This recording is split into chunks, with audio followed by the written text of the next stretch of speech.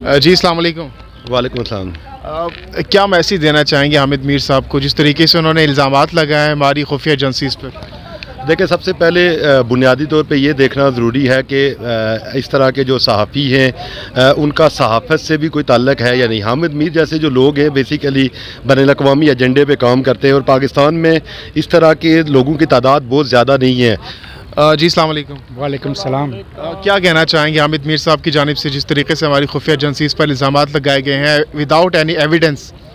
बिल्कुल मैं अपने जो अभी थोड़ी देर पहले मैंने अपनी तकरीर भी की है, उस तकरीर में भी मैंने एक चीज़ बड़े वाज़ेह तौर पर की है कि हम इधर जो मौजूद हैं वो किसी फ़ौज से या किसी रियासती इदारे से ज़ाहिर यकजहती के लिए नहीं है।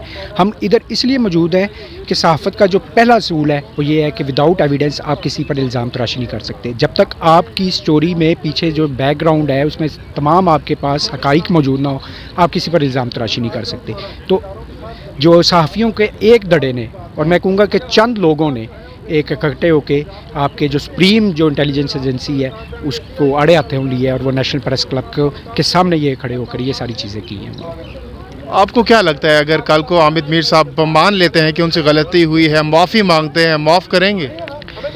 कर देना चाहिए। देखें, अगर आप वो पब्लिकली कर रहे हैं तो पब्लिकली अगर वो चीज़ को एक्नॉलेज कर रहे हैं तो फिर मेरे ख्याल में ये बड़ी अच्छी एग्जाम्पल कायम हो जाएगी।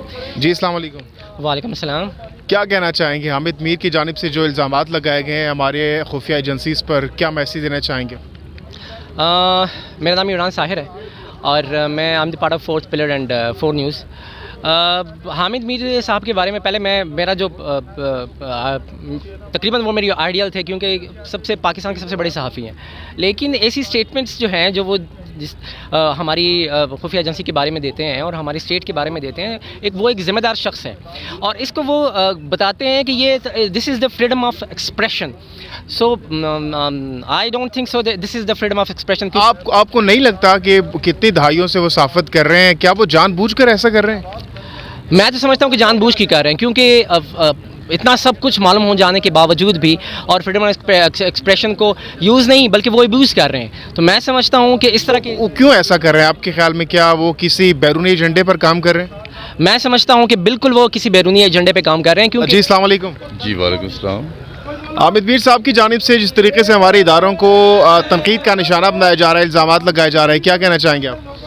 देखें जी, पाकिस्तान की आर्मी जो है ये हमारी जान है और ये जो है ना हमारी इज़्ज़त है। हम तो ये कहेंगे कि ये हामिद मीर ने बहुत गलत काम किया है, ये इसे नहीं करना चाहिए था। ये क्यों किया उन्होंने ये काम? ये राग एजेंट है जी।